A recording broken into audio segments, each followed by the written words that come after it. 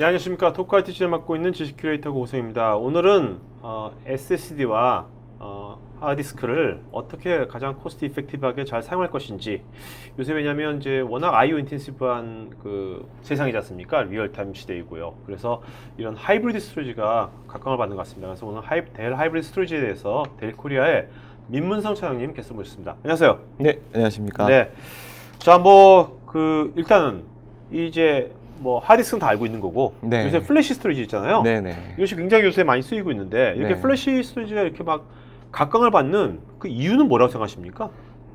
일단은 실제로 지금 요즘 시대에 어떤 그 요구되는 네. IO 조건들, 그 사실은 어떻게 표현하자면 좀 그 기술적인 표현이 아닌 다른 표현을 빌리자면 좀 가혹한 네. 조건을 스토리지는 계속 받고 있는데 그 가혹하다는 것은 다양한 그 IO 워크로드를 동시에 요청받고 있다는 게 요즘 실제로 그 돌아가는 애플리케이션들이 요구하는 IO들이 패턴들이거든요. 주로 네. 어떠한 애플리케이션이나 네. 어떠한 서비스들이 네. 그게 스토리지한테 가혹함을 주는 걸까요? 여러 가지 있겠지만 그래도 한두 개를 고른다면. 네.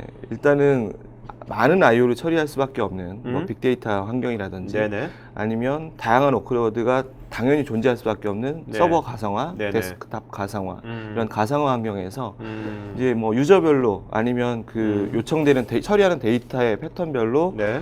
어떨 때는 굉장히 작으면서 빠른 네. IO 처리를 요구하는 그런 환경도 있을 테고요. 음. 때로는 어떤 대용량 파일을 취급하는 환경도 동시에 존재하고 있습니다. 네네. 네.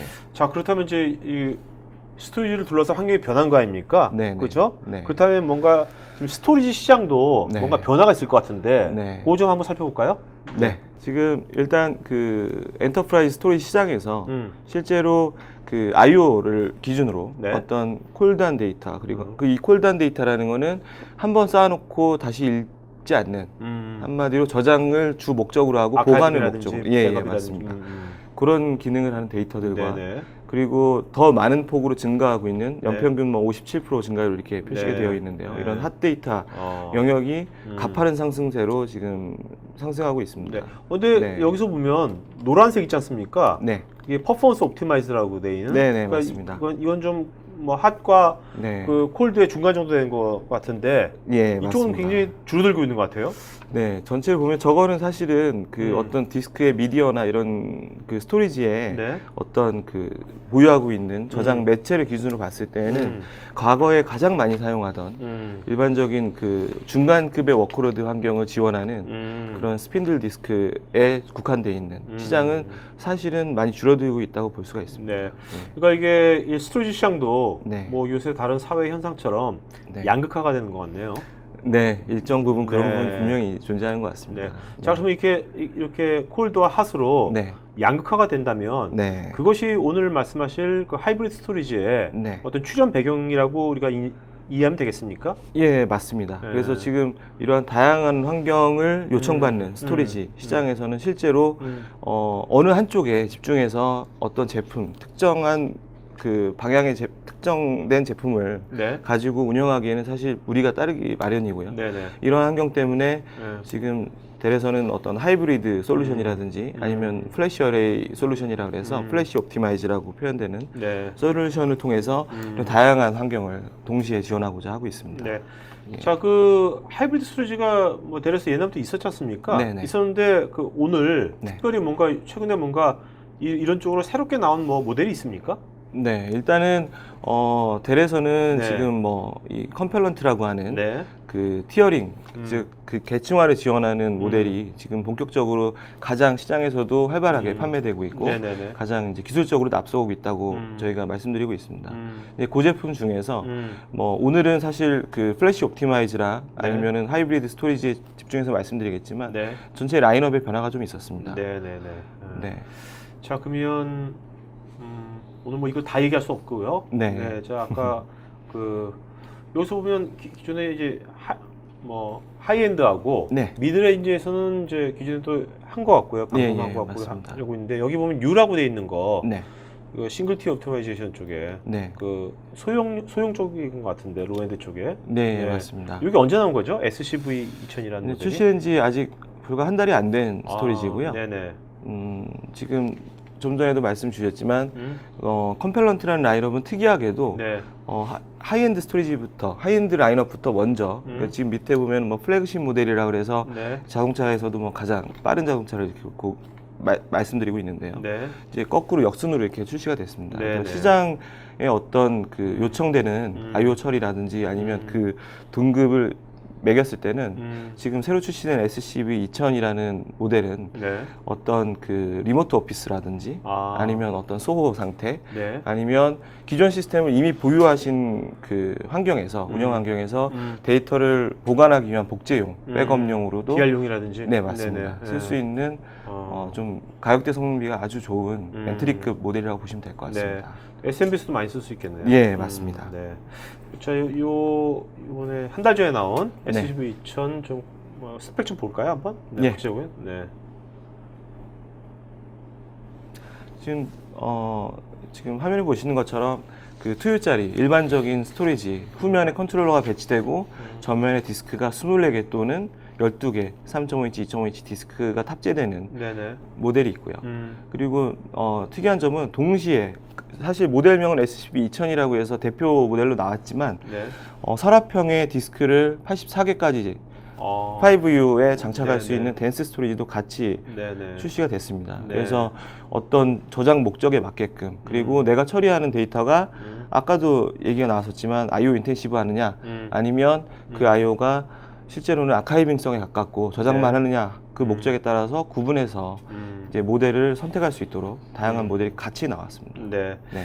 자, 그렇다면 네, 우리가 이제 플래시 스토리지 있지 않습니까? 네네. 아마 SSD 예. 이쪽도 지금 여러 가지 좀 그쪽도 변화가 많을 것 같거든요. 네. 방향성이라든지 그런 것들. 네. 아무래도 필드에 계시니까 네. 요새 SSD의 뭐 추세랄까? 네. 그거 좀 한번 좀 말씀 좀 해주시죠. 네. 일단 그 SSD의 시장은 어떤 그 우리가 알고 있는 이런 SSD의 미디어 타입 네. 한마디로 뭐 SLC라고 하는 싱글 레벨 셀 그리고 MLC라고 하는 멀티 레벨 셀을 쓰는 그 타입에 따라서 시장에서 굉장히 비용 인텐시브한 것 네. 그리고 어떤 IO 처리량에 극한돼 있는 용량. 그런 그런 것과 이제 딱 양극화돼 있었어요. 디스크 그러니까 시장도. SLC가 네. 뭔가 성능을 위주로 한 건 SLC를 썼고 맞습니다. 용량을 뭐 주요 생각한 건 MLC를 썼죠. 예, 예, 네네네. 근데 지금 어떻게 좀 변하고 있습니까? 각각이 가진 장단점이 있었어요. 네. SLC 디스크는 성능이 좋았지만 네. 굉장히 가격이 비쌌고 제조 네. 공정이 까다로워서 네. 가격 자체가 떨어지질 않았습니다. 쉽게. 아. 근데 MLC 같은 경우는 네. 제조 공정이 좀 단순하고 또 기술이 점점 발전하면서 용량이 극단적으로 많이 커지고 있거든요. 네네. 일례로 뭐 예전에는 그 MLC 타입의 디스크가 스핀들 디스크 사이즈 이상이 나오기 쉽지 않았는데 네. 지금은 2.5인치 타입에서도 뭐 2테라 가까운 네네. 용량을 보여주고 있고요. 네네. 그리고 이 시장에서는 특이한 점은 결국은 시장 논리에 따라서 그러면은 양쪽의 장단점을 좀 아우를 수 있는 다른 미디어는 없느냐 네. 해서 대래서는 믹스드 유즈라고 표현하고 있는 네. 어떤 중간 단계 네. IO 패턴은 좀 빠른 디스크 SLC의 IO 패턴을 많이 닮아가고 그리고 어떤 그 듀어빌리티라고 표현할 수 있는 네. 내구성도 좀 많이 보완이 된 형태의 MLC 기술이 탑재된 네. 그리고 일부 SLC 기술도 같이 탑재한 믹스드 유즈 형태의 디스크가 새로 나왔습니다. 그래서 네. 결국은 앞으로 볼 때는 네.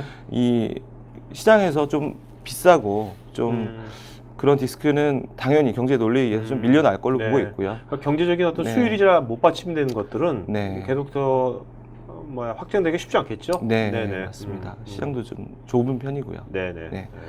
자, 그러면 실제로 이제 이걸로 구성한 다음에 하이브리드 스토리지가 어떻게 네. 구성이 되겠습니까?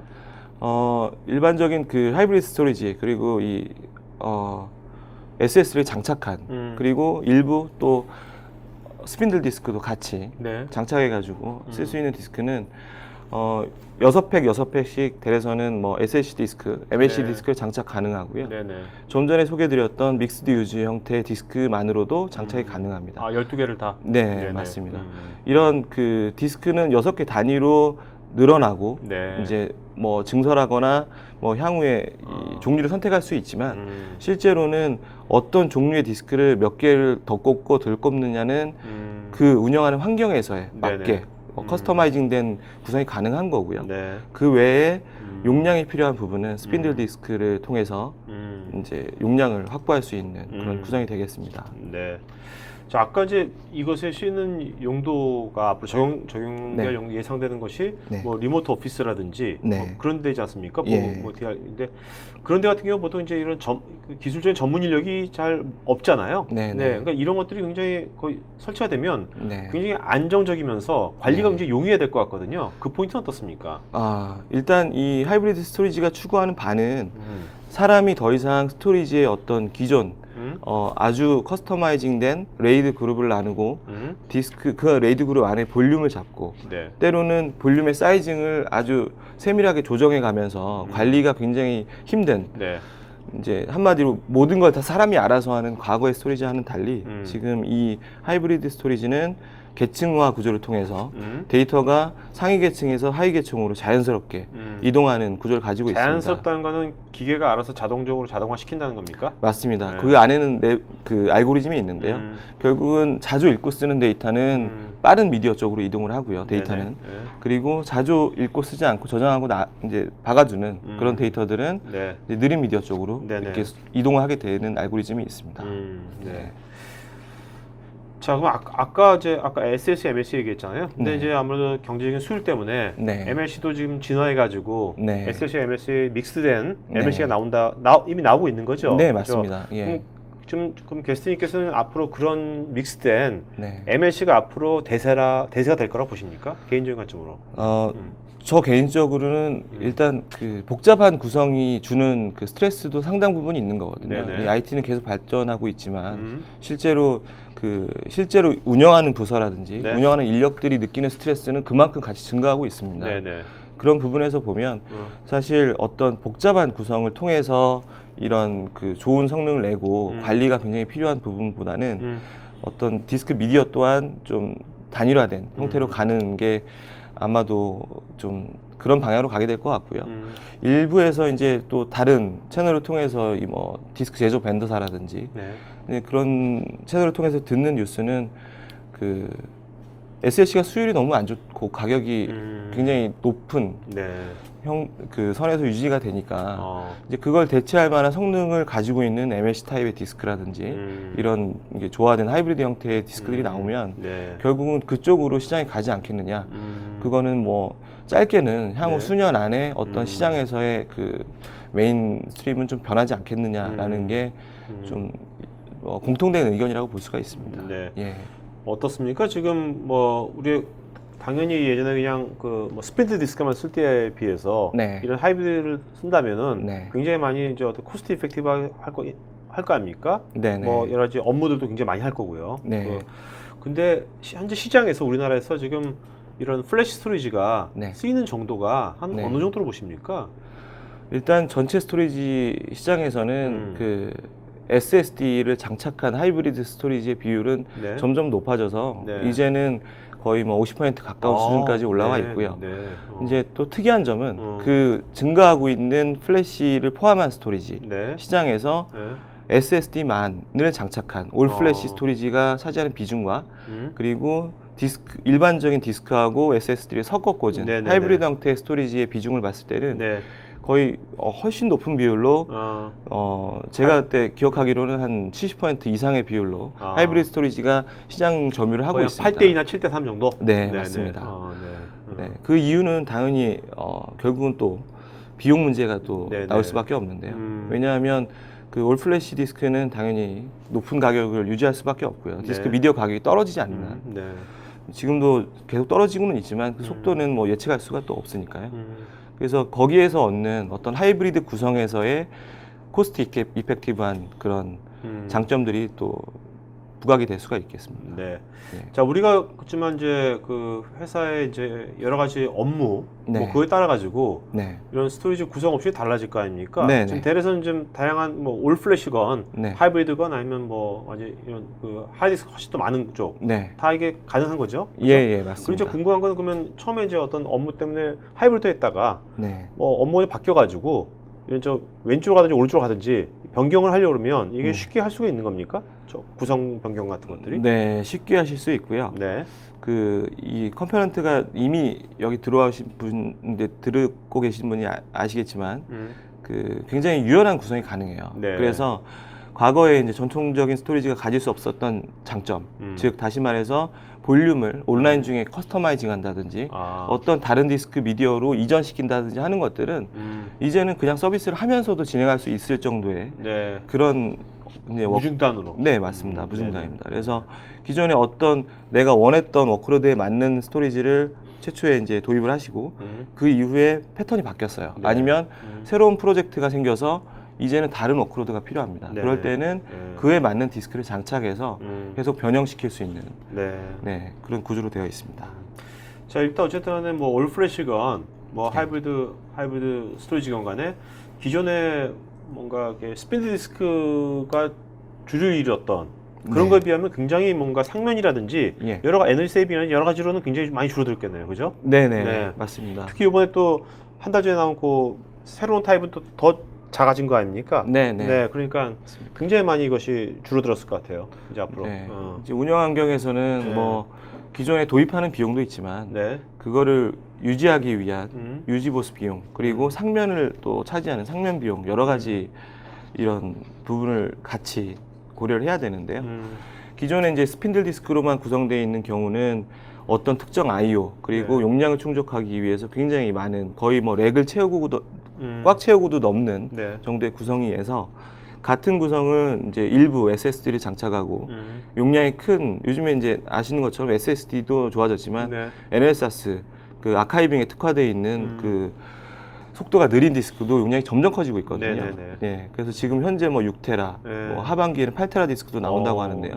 근데 그런 디스크를 적절히 좋아해서 꽂으면 성능은 과거 구성보다 훨씬 더 높은 성능을 구현하면서 상면은 뭐 3분의 1 이상으로 줄일 수 있는 이런 장점들이 있습니다. 자, 그리고 이제 여기 보면 엔터프라이즈 가속화 솔루션이라고 또 있는데 이건 이제 하이브리드 스토리지는 아닌 거죠? 다른 주제입니까 이거는? 예, 맞습니다. 오늘 주제는 하이브리드 스토리지인데요. 스토리지를 이용해서 가속화할 수 있는 솔루션. 어차피 오늘 주제가 뭐 그 제품 사용자 관점을 본다면 뭔가 이게 여러 가지 데이터 인텐시브한 거, IO 인텐시브한 것들이 폭주하는데 그럴 때 뭔가 이런 이제 IT 인프라 환경, 특히 스토리지 관점에서 이걸 어떻게 효율적으로 내가 처리할 것이냐, 그것이 다들 고민거리잖아요. 그런 것에 대한 또 하나의 대안을 좀 말씀하시려는 것 같은데 일단은 그 사용자 관점에서 현재 어떤 문제, 어떤 고민거리가 있는지, 그거 좀 말씀 좀 해주시죠. 어떤 고민거리가 있고 그거에 대한 어떤 대안인 건지. 일단 그 기존의 그 어떤 IT 인프라는 스토리지가 있고 서버가 있는 구간은 이제 SAN을 통해서 뭐 FC가 됐던 아이스카시 같은 인터페이스를 통해서 데이터를 주고받았어요. 이렇게 데이터를 주고받을 때는 스토리지가 이제 많이 기술적으로 발전하고 속도가 올라가거나 아니면 서버의 CPU나 메모리 성능이 굉장히 좋아졌다고 하더라도 중간 구간인 그 채널 구간이 결국은 이런 대기 시간을 유발시킬 수밖에 없는 구조로 바틀렉이 돼버리는 거죠. 맞습니다. 데이터를 읽고 쓰기 위한 채널이 또 이제 발목을 잡는 그런 현상이 발생하고 있는 게 이제 요즘 현실이고요.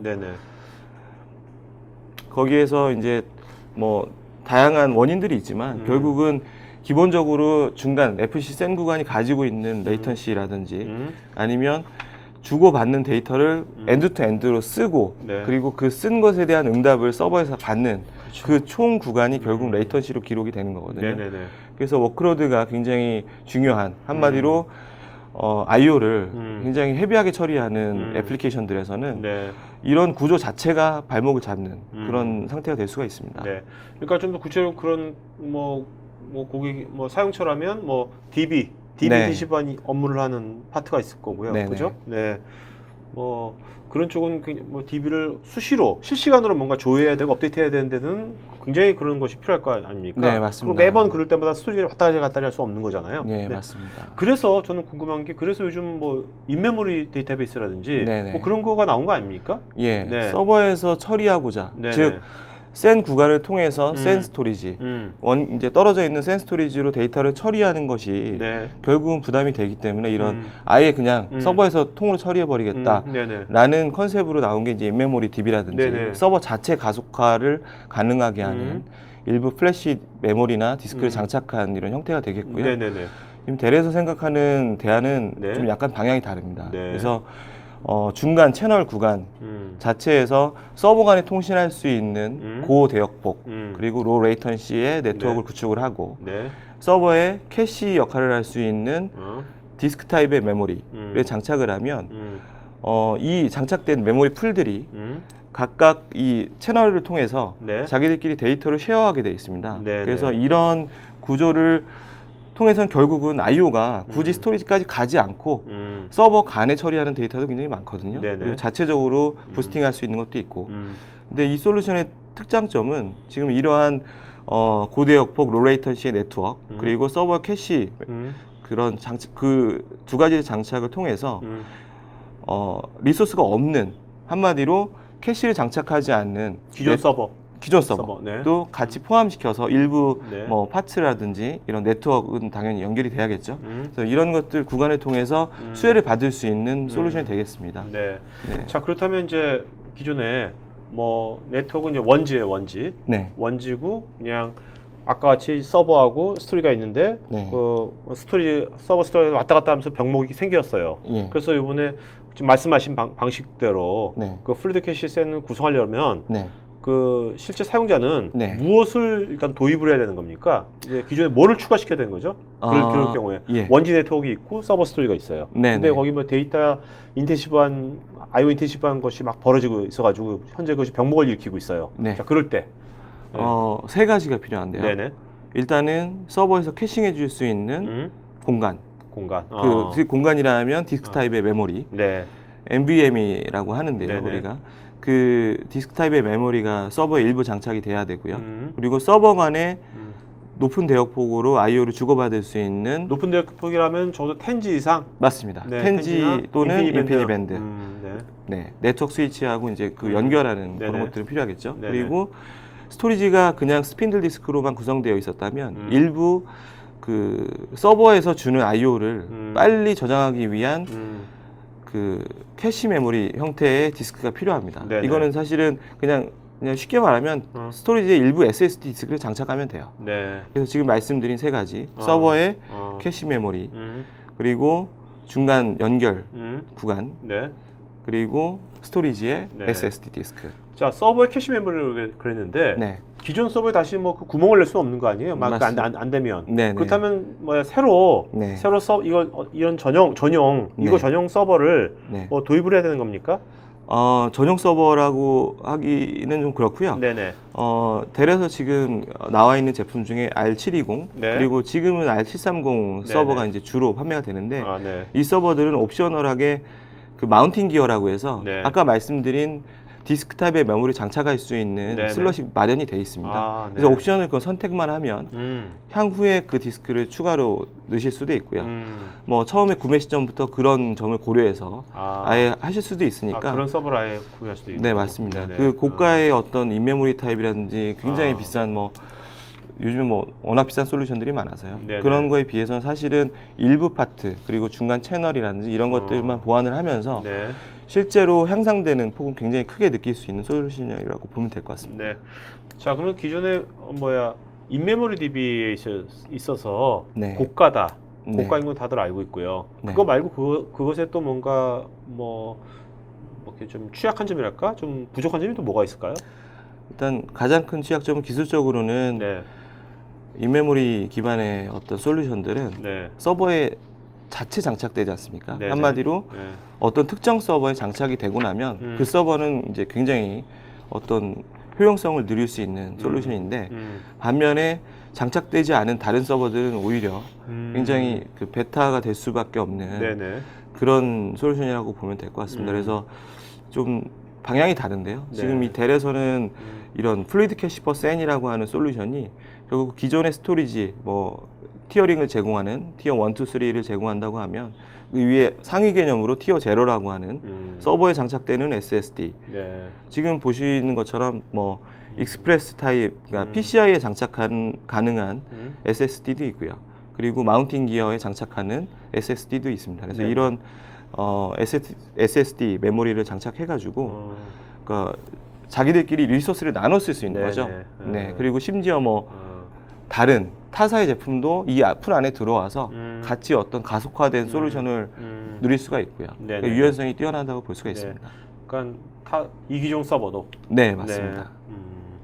그러니까 이게 스토리지 기존에 있던 스토리지 단에 뭔가 네. 또 하려면 또 어차피 네트워크 왔다 갔다 해야 되는 거니까 네. 서버 단에서 뭔가 경제적으로 뭐 네. 그걸 보완하는 거네요, 개념이. 예, 그죠? 맞습니다. 네. 자, 그랬을 때 얼만큼 이제 뭐 좋아졌는지 실제 결과 네. 좀 보도록 할까요? 네. 저희가 그 지금까지 설명드렸던 내용을 최소는 3노드 구성. 네. 이 노드라는 거는 서버 노드 기준이고요. 네네. 그리고 최대 8노드 구성까지 가능합니다. 이 8노드 구성의 모든 서버들이 캐시풀을 가지고 있어야 되는 건 아니고요. 네. 일부 캐시 디스트리뷰터 역할을 할 수 있는 서버들이 있으면 되고요. 나눠 쓸 수 있는 거고요. 네. 그걸 통해서 얻을 수 있는 이점은 대략 TPS 기준으로 4.4배, 그러니까 4배 이상 네. TPS가 증가하는 걸 볼 수가 있는데요. 이거는 OLTP라고 해서 오라클에서 돌리는 어떤 그 테스트 툴입니다. 그래서 네네. 이걸 이용해서 벤치마크를 했을 때 네. 기존에 그냥 센만을 이용했을 때와 플루이드 캐시 퍼 센이라는 지금 옵션을 추가했을 때에는 이런 네, 눈에 띄는 성능 이제 개선폭을 볼 수가 있고요. 네네. 이 성능이 개선되면서 얻을 수 있는 장점은 여러 가지가 있지만 실제로는 동시에 접속할 수 있는 유저 수가 증가하고요. 네. 그리고 특히나 온라인 상거래라든지 아니면 I/O를 즉각 처리하지 않으면 그 자체가 어떤 비용에 같이 문제가 생긴다든지 하는 비용 뭐 매출이 감소한다든지 네. 이런 부분에서는 굉장히 좋은 솔루션이라고 볼 수가 있습니다. 네. 자, 뭐 그런 건 알겠는데 여기 보면 그 이거의 이제 장점 중에서 네. 두 번째 라이트 백 캐시라고 있잖아요. 네. 이건 어떤 장점이 있다는 겁니까? 이것이 기존에 비해서.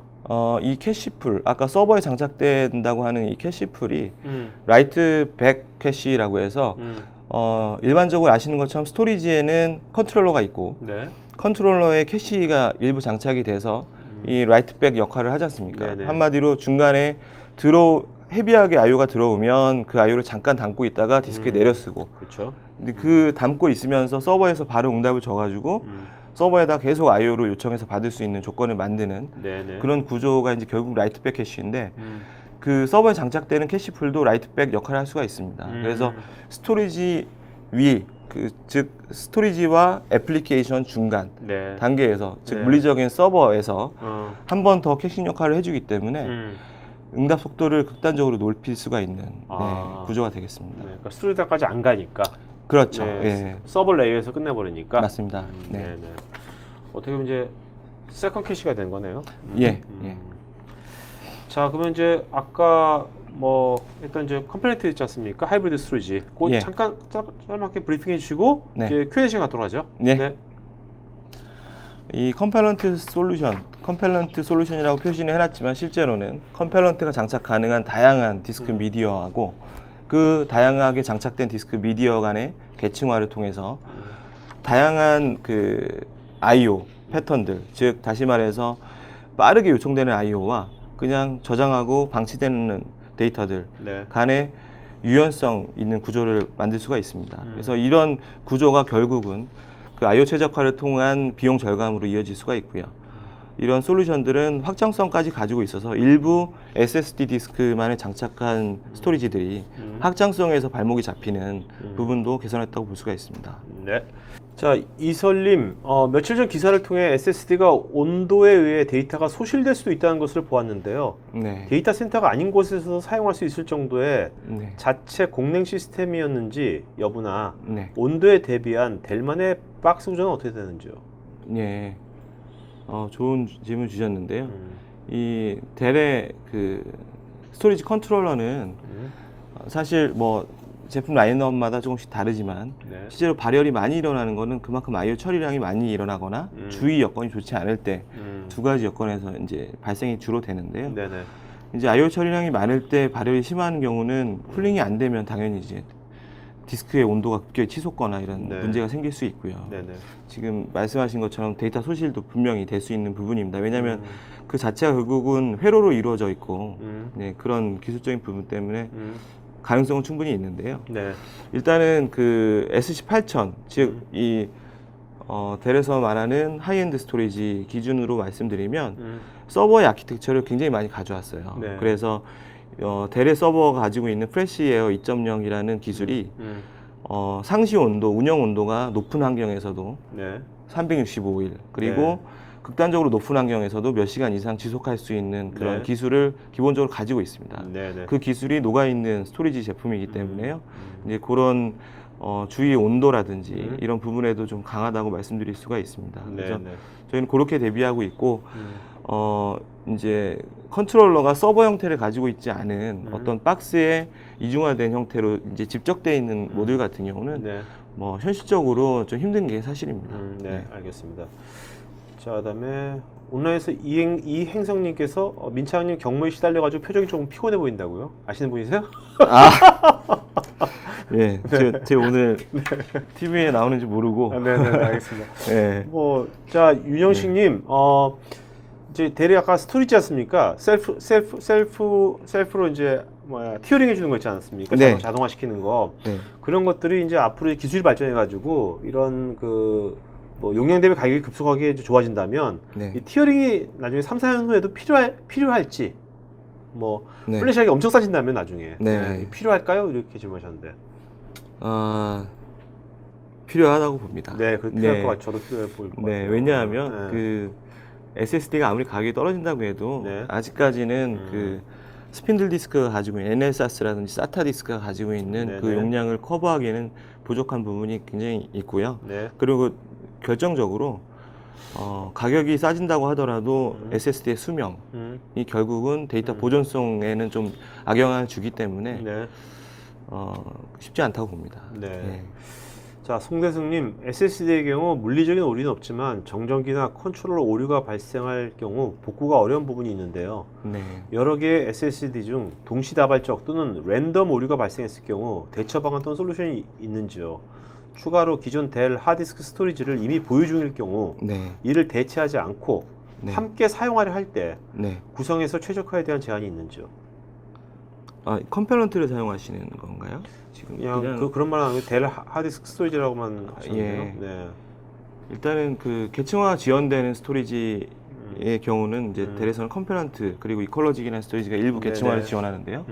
컴포넌트 기준으로 설명을 드리면 디스크를 장착하시고 사용하시면서도 나중에 SSD를 일부 추가해서 네. 그 플래시 옵티마이즈의 어떤 장점을 누리실 수가 있습니다. 네네. 그리고 제가 첫 번째 질문, 그 두 가지 질문을 주셨는데 네네. 첫 번째는 이제 여러 개 SSD 중 하나가 뭔가 예. 장애가 있고. 네, SSD는 정기적인 장애라든지 아까 말씀 주신 온도 부분에서 취약할 수 있는 부분이 분명히 있는데요. 그 모니터링할 수 있는 게이지를 동시에 제공하고 있습니다. 그래서 네. 하드 디스크가 이제 수명이 표시되지 않고 이제 일반적으로 운영하다가 페일이 되면 교체하고 이런 형태로 유지 보수를 하게 되는데 네. SSD는 이런 민감한 부분이 있기 때문에 듀러빌리티라고 표현하는 얘가 읽고 쓰면서 그리고 디스크 미디어 상태가 나빠지면 것을 게이지로 표시를 해줍니다. 그래서 네네. 그걸 통해서 일부 이제 모니터링이 가능하고요. 델에서 제공하는 SSD들은 그 워런티 기간 안에 네. 모두 다 그냥 무상으로 교체하는 정책을 가지고 있기 때문에 동시다발적으로 페일이 된다. 이거는 사실은 그렇게 페일되면 컨트롤러 설계가 일부 잘못된 부분이 있을 겁니다. 그래서 네네. 요즘 컨트롤러들은 동시에 멀티 페일 나는 것을 방지하고 있는 아키텍처도 동시에 가지고 있어요. 그래서 레이드가 깨질 수 있는 부분도 충분히 그 커버 가능하고요. 네. 이제 약간 더 부연 설명을 드리자면 그 지금 가상 아키텍처를 통한 그 스토리지 가상 아키텍처를 통한 레이드 가상화, 즉 넓게 스핀들 디스크든 SSD 디스크들은 넓게 펼쳐 쓰는 레이드를 구현하고 있기 때문에 일부 디스크 과거에는 뭐 레이드 5, 뭐 4 플러스 1 이런 딱 정형화된 디스크 개수를 정해놓고 그 안에 볼륨이 있을 때는 네네. 그 안에 레이드가 깨지면은 쉽죠. 디스크 네네. 레이드 5인데 2개 이상 깨지면 페일이니까. 그렇죠. 근데 지금 같은 가상화 현실에서는 그런 부분은 많이 보존이 됐다고 보시면 될 것 같습니다. 네. 안정성. 알겠습니다. 네.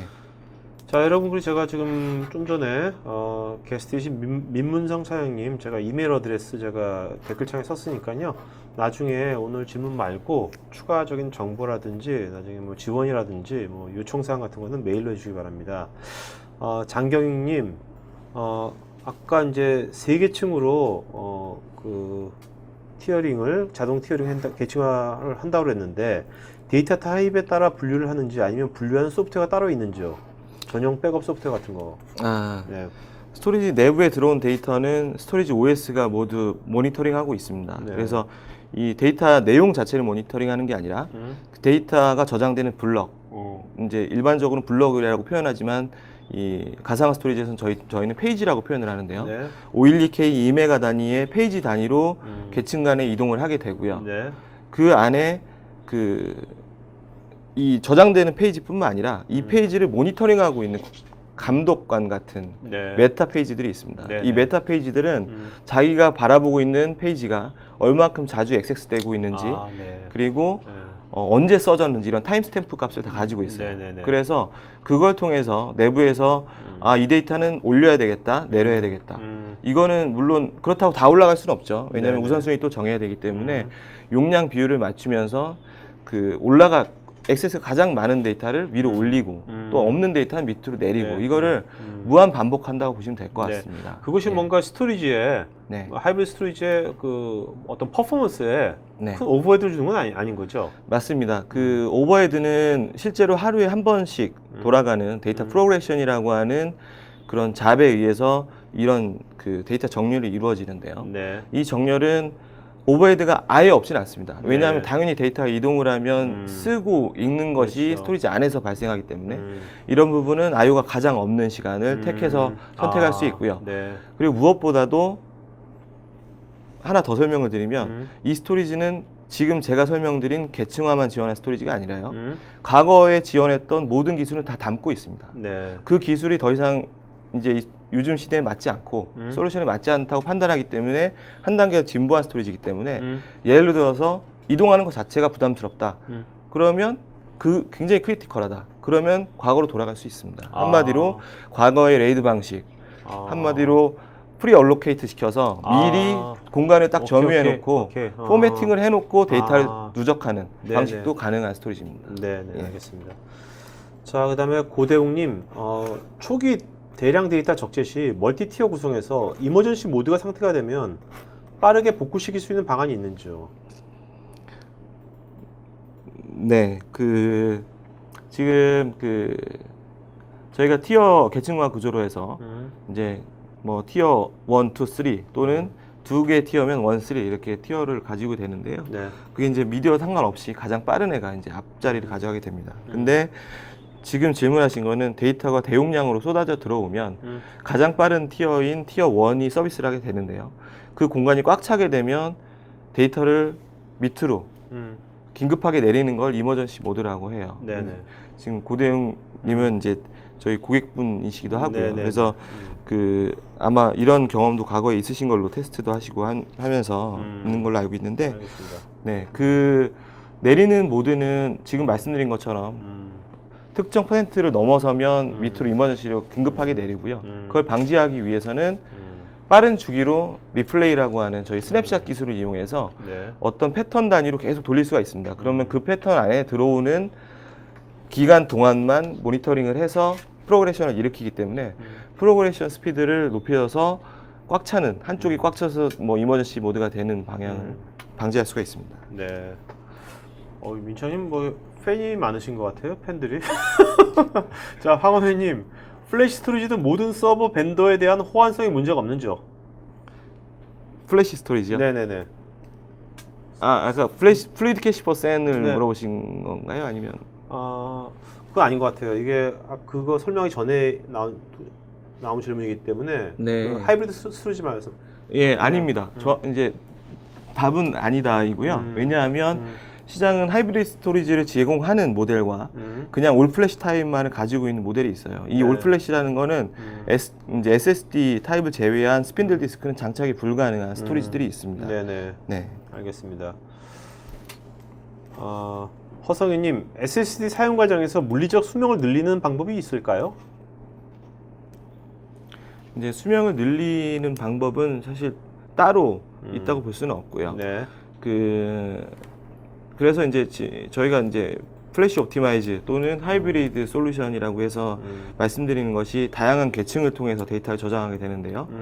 그 SSD의 종류에 따라서 듀러빌리티가 다릅니다. 네네. 내구성이 다른데요. SLC가 가장 내구성이 좋고요.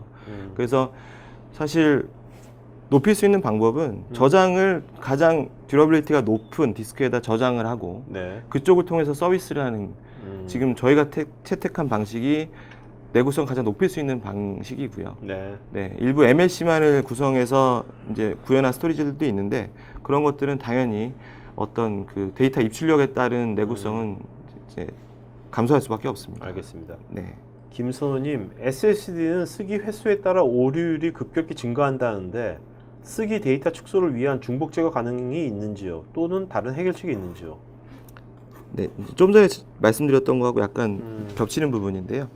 그 SSD 내구성 부분에서 그래서 이 멀티티어를 통한 SLC 타입의 내구성이 강한 SLC 타입의 디스크로 저장하고요. 그 중복 제거 부분은 델에서는 이제 중복 제거를 제공하지 않고요. 그러니까 인라인 중복 제거를 제공하지 않습니다. 네. 인라인 중복 제거라는 거는 쓰고 이제 실제 디스크 표면에 쓰여지는 거를 좀 줄이려고 위에 있는 컨트롤러라든지 캐시에서 중복 제거를 해서 데이터를 최소화만 쓰는 거예요. 네. 근데 이 방식의 가장 큰 장점은 내구성을 늘릴 수 있다는 것. 가장 큰 단점은 속도가 떨어진다는 것입니다. 근데 델은 이 둘 중에서 서비스 품질을 더 선택을 했어요. 네. 한마디로 속도를 선택해서 내구성을 인라인으로 처리하는 것은 서비스 품질을 낮춘다라고 판단했고 저장돼서 30일 이상 지난 데이터에 대해서 디듀플리케이션 압축 기능을 제공하고 있습니다. 네. 네. 자, 박주기님, 스토리지 상태 데이터를 리얼타임으로 제공하는 직관적인 UI를 통해 연관 분석 및 상세 분석이 가능한 통합 솔루션이 있는지요? 아, 솔루션. 네. 저희 뭐 델에는 사실은 그 여러 그 소프트웨어 뭐 퀘스트라든지 지금은 뭐 델 소프트웨어 그룹이라는 하나로 통합이 됐지만 그 안에는 다양한 모니터링이 그 솔루션도 가지고 있었어요. 네. 이제 그것도 활용이 돼서 지금은 엔터프라이즈 매니저, 지금 오늘 주제인 컴펠런트 스토리지에서는 엔터프라이즈 매니저라고 하는 솔루션이 리포트 생성 기능도 있습니다. 아, 네. 이 리포트 생성 기능은 데일리로도 가능하고요, 먼슬리도 가능하고 이얼리로 누적된 데이터를 통한 모니터링 기능을 제공하고 있습니다. 기본적으로 이 모니터링이 어느 수준까지 발전했냐면 지금 말씀드린 소프트웨어는 다 무상이고요. 그냥 제공되는 소프트웨어예요. 근데 네. 그걸 통해서 리포트를 설정해서 받으시면 내가 원하는 타입, 한마디로 텍스트를 받고 싶다, 아니면 뭐 CSV 형태의 포맷을 받고 싶다, 때로는 PDF로 받고 싶다, 이런 포맷까지도 선택해서 리포트를 네. 받을 수가 있습니다. 주기적으로. 엔터프라이즈 매니저가 오라클의 EM은 아닌 거죠? 네, 오라클의 EM은 아닙니다. 아닌 거죠? 네, 이게 이제 네. 뭐 오라클 모니터링하는 토드라는 솔루션 아시잖아요. 네네네. 네, 그런 솔루션 이미 DSG에 보유하고 있는 솔루션들인데 그거하고 유사하게 모니터링 굉장히 특화되어 있는 솔루션이에요. 알겠습니다. 네. 자, 이광로님, 사용 중에 스토리지 확장 및 데이터 이관이 가능하다고 말씀하셨는데 네. 그렇게 진행했을 경우 실시간으로 사용되는 DB 스토리지라면 느려지는 현상이 발생되는 건 아닌지요? 또 사용 중에 데이터 이관 시 스토리지의 부하 발생은 없는 건지요? 네, 데이터 이관 부분에서는 뭐 여러 가지가 있겠지만 뭐 티어를 강제로 이동시킨다든지 아니면 볼륨 사이즈를 확장한다든지 여러 그런 부하를 받을 수 있는 작업들이 있을 거예요. 근데 이 컴펠런트 스토리지는 네. 데이터 페이지를 단위로 그 레이드를 책정하고 그 안에서 볼륨이 데이터를 가져가거든요. 그냥 여러 개의 이 조각 모음이 되지 않은 한마디로 이런 페이지들이 모여서 볼륨을 형성하고 있어요. 네. 한쪽에 몰아놓고 쓰지 않습니다. 아. 분산이 잘 되어 있는데 이걸 통해서 새로 볼륨을 확장한다. 그러면 쓰지 않는 새로운 페이지들을 추가해서 볼륨을 확장하는 형태이기 때문에 과거 데이터를 스트라이핑 한다거나 이런 구조 자체는 별로 필요가 없는 거죠. 네네. 이미 스트라이핑 되어 있는 상태에서 추가되는 페이지만 갖다 붙이는 형태로 가져가기 때문에 성능 저하는 없다고 보고요. 그리고 이동할 때는 당연히 이제 뭐 IO가 발생이 되니까 네. 부하 받을 수 있는데 기술적으로는 SSD 아니면 스핀들 디스크 미디어에 따라서 속도 차이가 있겠지만 없다고 볼 수는 없겠죠. 네네. 네, 물론. 자, 그다음에 김주호님, 현재 SSD와 HDD RAID로 구성된 솔루션이 있는데요. SSD 사용 애플리케이션은 속도가 보장되다가 하드디스크 사용 영역으로 가면 느려져서 전체적인 효율이 떨어집니다. 하드웨어 구조 측면에서 어느 포인트를 개선하는 게 비용 대비 효율적일까요?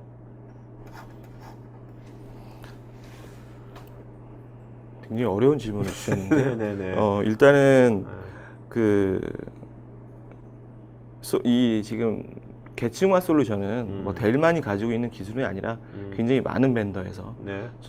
저희는 이제 그 흔한 말로 뭐 대동소이라고 하잖아요. 네. 기술 자체의 컨셉은 같습니다. 근데 그걸 어떻게 운영하느냐, 그리고 계층화에 이동할 때 세밀하게 이동하느냐, 이건 굉장히 중요한 부분인데요. 네. 좀 더 부연 설명을 드리자면, 델에서는 그 페이지 단위의 이동, 한마디로 계층 간의 이동 단위가 이제 저희 뭐 영문으로는 그래뉴얼리티라고 표현을 하는데, 이 세밀함이 굉장히 작습니다. 그래서 2메가바이트 단위, 그리고 SSD를 장착했을 때는 512K 단위로 페이지들이 이동하기 때문에 효율성 부분에서는 이제 굉장히 앞선다고 보실 수 있을 것 같습니다. 네. 류성민님, 망분리를 통한 스토리지 구성 시에도 플루이드 캐시 센을 적용하고 이용이 가능할까요? 센에 대한 라이센스는 무엇에 따라 구성되는지요? 망분리에서도 쓰실 수 있습니다. 그리고 아까 소개해드렸던 플루이드 캐시 퍼 센은 볼륨 단위로 내가 캐시풀을 쓰지 않고 스토리지만 쓸 것이냐, 아니면 특정 볼륨은 캐시풀을 쓰는, 한마디로 서버에 장착되어 있는 NVMe 디스크를 쓸 것이냐를 선택할 수가 있어요. 네. 볼륨 단위로. 그래서 망분리 중에서 특정 뭐 로그 영역이라든지 I/O 입출력 부분에서는 I/O가 많기 때문에 쓰실 수가 있고요. 다만 이제 분리해서 쓰실 수가 있겠죠. 자, 그다음에 그 이정희님, 지금까지 델 하이브리드 스토리지 장점을 많이 말씀해 주셨는데 네. 단점은 없는지요? 단점. 네. 단점. 정말 제일 어려운 질문인데요. 단점이요.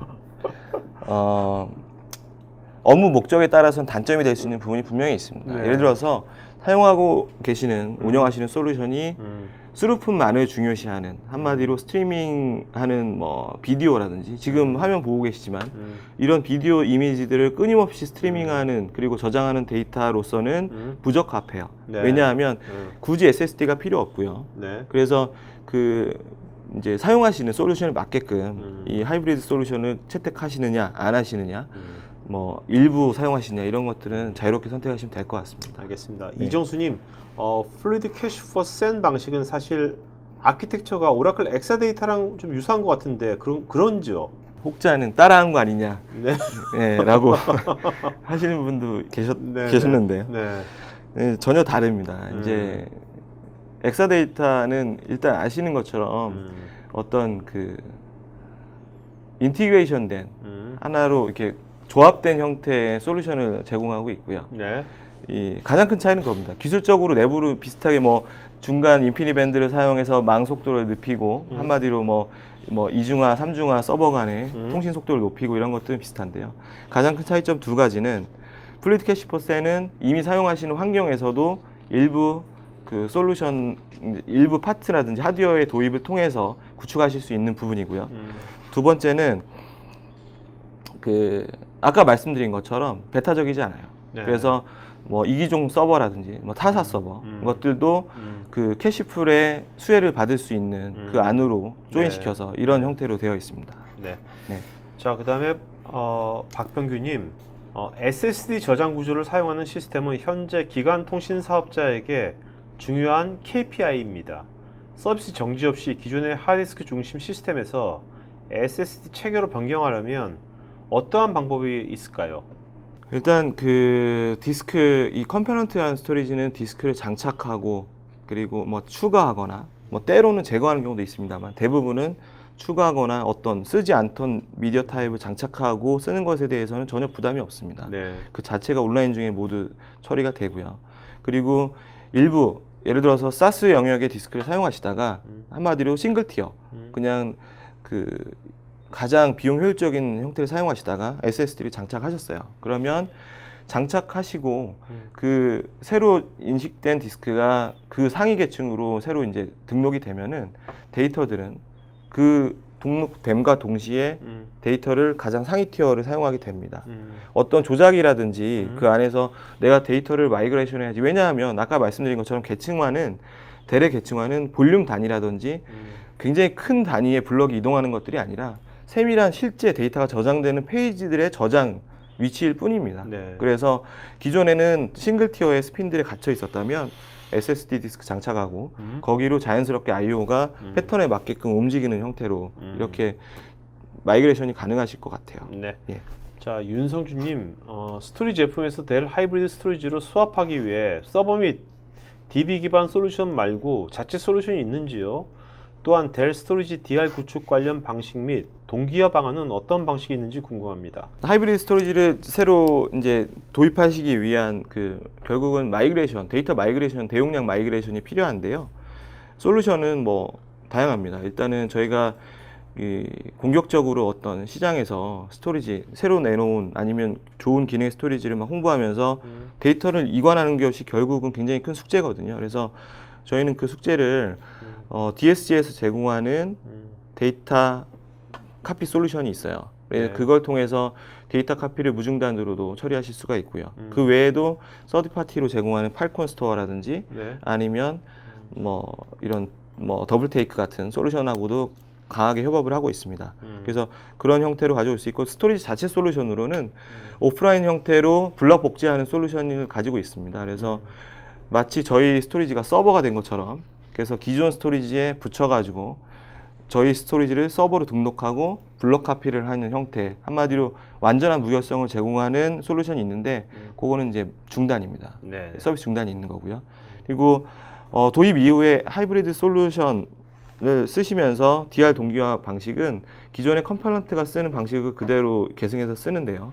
저희는 동기부식 복제, 비동기식 복제, 그리고 라이브 볼륨이라고 하는 약간 다른 개념의 DR 솔루션을 가지고 있습니다. 스토리지가 기본적으로 탑재하고 있는 솔루션인데 이 부분은 이제 라이선스가 있는 부분이고요. 네. 이제 DR 부분은. 근데 그 복제하는 방식은 이제 동기식, 비동기식 복제는 뭐 아실 테고요. 최초의 이니셜 카피를 한 이후에 변동분만 계속 넘기는 방식, 인크리멘탈로 하고요. 라이브 볼륨이라는 거는 스토리지 자체를 두 대를 마치 논리적으로 한 대처럼 쓰는 겁니다. 그래서 데이터를 쉐어하고 물론 한쪽 방향성을 선택해서 한쪽 스토리지에서 다른 스토리지로 계속 데이터를 싱크 모드 또는 어싱크 모드로 넘길 수가 있어요. 네네. 그리고 무중단으로 스왑을 할 수가 있습니다. 롤 네. 스왑을. 이걸 통해서 솔루션이라든지 서버 사이드에서는 중단 없는 스토리지를 경험하실 수 있는 솔루션도 가지고 있습니다. 네네. 자, 그 다음에 김주호님, 필요에 따라서 라이트 스루 방식도 지원하는 건지요? 플루이드 캐시 퍼센이요. 네네네. 그런 것 같은데요. 네, 플루이드 캐시 퍼센은 모두 선택이 가능하고요. 뭐 스토리지는 아시는 것처럼 캐시를 끄고 켜서 라이트 스루 방식으로 쓸 수도 있고 네네. 가능합니다.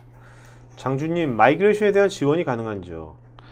마이그레이션은 최초의 구매라든지 어떤 도입 결정을 하실 때 미리 이제 사전에 협의가 돼야 될 부분인데요. 필요한 부분은 그겁니다. 데이터 마이그레이션의 가장 중요한 건 가용한 시간과 넘어가야 할 데이터입니다. 네. 물론 이 데이터가 가장 절대적인 네. 요소인데요. 데이터에 따라서 시간이 정해지고 이거에 따라서 마이그레이션 비용이 어느 정도 책정이 되느냐 아니면 책정되지 않느냐. 이 마이그레이션 서비스 저희가 같이 이제 포함을 시킬 수가 있는데요. 이 마이그레이션 서비스는 데이터 양에 따라서 측정하게 되어 있습니다. 그리고 거기에 들어가는 툴은 모두 다 사전 협의해서 결정하고 포함되어 있습니다. 네. 네. 박지환님, 도입하는 입장에서는 비용 효율적인 솔루션으로 최고 성능의 서비스를 제공해야 한다는 압박감이 상당한데요. 이런 측면에서 장점을 부각시켜 준다면 어떤 것일까요? 이제 투자 비용 대비 사실은 높은 효율성을 끌어내는 게 사실은 이제 영문을 ROI라고 해서 이제 얼마큼 투자 대비 리턴을 받을 수 있느냐인데요. 올 플래시 솔루션 같은 경우는 좀 그런 부분이 좀 힘든 부분이 있어요. 네. 왜냐하면 도입 단가 자체가 높기 때문에 이미 눈높이가 상당히 높아져 있거든요. 근데 일부 저희가 6팩 단위로 제공하는 SSD 팩을 장착하면 그 팩을 이용한 그 I/O가 굉장히 헤비한 I/O들은 그 디스크를 이용해서 처리를 하게 되고요. 네. 나머지 뭐 여러 가지 솔루션 중에서 굳이 빠르지 않아도 저장만 잘하면 되는 솔루션도 있을 거예요. 그런 것들은 아예 그 티어를 사용하지 않고 특정 느린 티어에 바로 데이터가 써지게 할 수 있는 그런 세밀한 조정도 가능하기 때문에요. 네. 이런 하이브리드를 적극적으로 검토해 보시는 게 좋을 것 같습니다. 네. 예.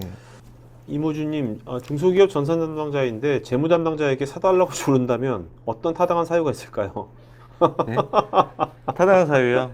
가장 간단한 거는 싸고 좋다입니다. 이게 사달라고 예. 조르면 사주나? 네. 네. 뭐 싸고 좋다라고 네. 설득이 되는데 물론 네. 저희가 그 도입 검토를 하실 때에는 언제든지 연락 주셔서 네, 저희 이모주님 그 따로 이메일 보내주시는 게 좋을 것 같아요. 네, 그죠? 네. 네네. 네. 해가지고 현재 하면 뭐 자세하게 매번 뭔가 응대를 해주시겠죠? 그 유태신님 사용 중에 SSD 컨트롤러의 펌웨어가 수정되어 업데이트해야 하는 경우 데크에 들어간 SSD 컨트롤러 한꺼번에 업데이트가 가능한지요? 아니면 일일이 하나씩 해줘야 하는 건지요? 보통 스토리지에서 펌웨어가 이 디스크 펌웨어가 있고 컨트롤러 펌웨어가 있는데요. 좀 약간 제가 헷갈리긴 하는데 아마도 컨트롤러 펌웨어가 아닐지 네. 예상이 됩니다. 그래서 컨트롤러 펌웨어는 뭐 온라인 중에 그 업그레이드가 가능하세요. 근데 이제 물론 이 스토리지 모델도 듀얼 컨트롤러, 때로는 사정화 컨트롤러도 가능하지만 그 듀얼 컨트롤러 중에서 한쪽 컨트롤러 펌웨어 업그레이드하고 리부팅이 반드시 필요합니다. 그래서 그 리부팅 과정에서는 이제 일부 한쪽 네. 아우티지가 발생을 하는데요. 네. 서비스 자체에는 아우티지가 발생하지 않는다고 보시면 될 것 같습니다. 네. 한전님 현재 나온 델 하이브리드 스토리지 중 윈도우 서버 스토리지 스페이스 인증을 받은 장비가 있는지요? 현재 윈도우 서버 스토리지 스페이스 구축을 검토 중이라서 되도록 저렴한 비용에 높은 성능을 가진 델 하이브리드 스토리지도 검토해 보고자 합니다. 네. 일단 그 스토리지 스페이스라는 솔루션을 이제 그 MS에서 발매하면서 거의 동시점에 델에 자주 오셔가지고 프레젠테이션을 했어요. 왜냐하면 이제 델이 가지고 있는 장점은 뭐 아시는 것처럼 서버, 스토리지, 네트워킹 같은 다양한 하드웨어를 동시에 공급하는 이제 종합 공급자라고 보시면 되는데요. 네. 이 스토리지 스페이스가 최초에 인증한 그런 스토리지, 그러니까 굉장히 초창기에 인증한 스토리지 중에 하나가 이제 델의 파워볼트 MD 스토리지라고 하는 저가형 스토리지가 있습니다. 네, 별도로. 네. 그래서 그 스토리지 스페이스는 아시는 것처럼 도입 검토를 하실 때 비용에 굉장히 인텐시브 하셔서 고가의 사실은 이 하이브리드 스토리지를 그냥 정말 그냥 엔지니어로서 말씀을 드리면 하이브리드 스토리지를 사용하시는 만큼의 그런 효율성은 사실은 떨어진다고 봐요. 네. 그래서 그 정확한 ROI를 생각하시면 좀 미드레인지급 이하의 스토리지를 이용하셔서 어떤 솔루션을 통한 퍼포먼스 증진을 이제 누리시는 게 스토리지 스페이스를 통해서 이게 맞다고 봅니다. 그래서 또 연락 주십시오. 저희하고 굉장히 강하게 코어가 되고 있거든요. 알겠습니다. 예. 신동우님 SC8000 스토리지를 얼마 전에 두 세트를 구매해서 DR용으로 사용하고 있습니다. 그런데 궁금한 사항이 디스크가 2TB, 그다음에 세스 6GB, 7.2K 하드디스크로 구성되어 있는데 네. 아무리 DR용이지만 좀 속도 부분에 있어서 문제가 될 소지가 있지 않을까 하는데 개선할 방법으로 지금 설명해 주신 부분으로 어떤 방법이 있을까요? 이 DR이라고 하시면 이제 두 세트 SC8000 스토리지를 메인 스토리지, DR 스토리지 이렇게 두 군데 놓고 사용하시는 케이스가 이제 많이 있어요. 물론 8000만 두 대 놓지 않고 미드레인지급인 4000을 DR 쪽에 놓고 아니면 새로 이제 나온 스토리지 이용하실 수도 있고요. 그런데 그 DR이라는 거는 이제 판단해야 될 부분이 분명히 있습니다. 예를 들어서 이 굉장히 서비스가 민감해서 한쪽 시스템이 무너졌을 때 반대쪽 스토리지가 서비스를 바로 이어서 하여야 한다라는 관점이 있고요. 네. 데이터 저장 목적이 있을 텐데 단지 데이터가 보호되면 된다라는 형태의 DR에서는 당연히 이 7.2K 사스 이 2TB 7.2K 사스로도 충분히 커버 가능한 부분이고요. 네. 일부 서비스를 DR 센터 쪽에서도 운영을 해야 한다 하실 때에는 그보다 좀 빠른 디스크를 좀 장착하신다든지 아니면 하이브리드 솔루션 사용하시는 것도 고려하시는 게 좋을 것 같습니다. 네. 네. 자, 홍성우님, 이 제품을 쓰기 위해선 배치 작업이나 OLTP 환경 등 구분해야 하는 조건이 있는지요? 아니면 업무 유형에 상관없이 빠른 속도를 위해서만 쓸 수 있는 것인지요? 지금 배치 작업 말씀하시는 거 보니까 서버 쪽에서의 I/O를 말씀하시는 것 같고요. 서버에서 발생하는 I/O에 따라서 이제 스토리지가 따로 이제 뭐 변경이나 이런 부분 전혀 필요 없습니다. 서버가 주는 I/O를 그대로 받아주면서 그 패턴에 맞게끔 내부 조정을 하는 건 스토리지의 몫이거든요. 그래서 이 자체를 사람이 개입한다거나 하는 부분은 없는 거고요. 혹시라도 지금 질문하신 게 그 플루이드 캐시퍼 센 부분이라면 그 또한 필요 없습니다. 왜냐하면 그 플루이드 캐시퍼 센이라는 게 결국은 저희 그 컴포넌트 스토리지, SSD를 일부 장착한 컴포넌트 스토리지의 추가 액셀러레이션을 위한 거기 때문에 그거는 컴포넌트가 보유한 볼륨 기준의 그 캐싱 역할을 하는 겁니다. 그래서 한마디로 그 플루이드 캐시퍼 센이라는 것에서 플루이드 캐시만을 사용하실 수는 없어요. 센을 제외하면 서버 캐시가 돼버리기 때문에요. 그래서 뭐 별도의 작업 없이 결국에서 핫한 데이터, 콜드 데이터를 구분하게 되고 내리고 올리는 작업을 자동화해서 진행하고 있습니다. 네. 자, 김지호님, 플루이드로 명칭한 것은 유체처럼 흐른다는 의미인 것 같은데 실제 물처럼 처해진 상황에 따라 유동적으로 적응하면서 처리된다는 의미인지요? 네, 맞습니다. 저희 그 예전에 그 플루이드라는 그 용어를 최초에 쓰기 시작한 건 사실은 대래 아시는 것처럼 컴포넌트 인수합병원 회사인데요. 네. 그 회사의 제품이었고 거기에서 이미 그 그림에다가 모든 그 파워포인트 장표에다가 그 물결 치는 파도 치는 모습을 담아놨어요. 네. 데이터가 그만큼 유동적으로 흐르고 내부에서 끊임없이 이동한다는 것을 어떻게 표방하는 그런 내용이라고 보시면 될 것 같습니다. 네. 자, 오늘은 여기까지. 다른 질문도 많은데요. 오늘 여기까지 시간 관계상 여기까지 이제 끊겠습니다. 윤성구님, 자, 스태프는 스태프 이메일 알려주시고요. 스태프 이메일로 윤성구님께서는 본인 이름, 주소, 핸드폰, 이메일 보내시면 저희가 CJ 외식상품권 보내드리겠고요. 또 오늘 그 설문에 응해주신 분들 중에서 한 분한테 저희가 외식상품권 보내드리겠고 100분한테는 저희가 스타벅스 기프트권 보내드릴 테니까 거의 많은 분들 다 주말에 커피 한 잔 드시면 좋을 것 같습니다. 자, 마지막 한 말씀 좀 마치고 하죠. 네. 네, 저희 그 정신 없으셨죠? 네, 정신 없었습니다. 처음이기도 하고요. 네네네. 일단 그 오늘은 대래 이제 컴포넌트 그 중에서도 하이브리드 솔루션에 대해서 집중해서 설명을 드리고자 이 자리에 나왔는데요. 대래는 이런 여러분의 그 고민, 고충을 좀 덜어드릴 수 있는 다양한 솔루션이 있으니까요. 뭐 스토리지뿐만 아니라 많이 저희 연락 주시면 감사하겠습니다. 자, 남은 오후 잘 보내시고요. 여기서 마치도록 하겠습니다. 네, 고맙습니다. 네, 감사합니다. 네.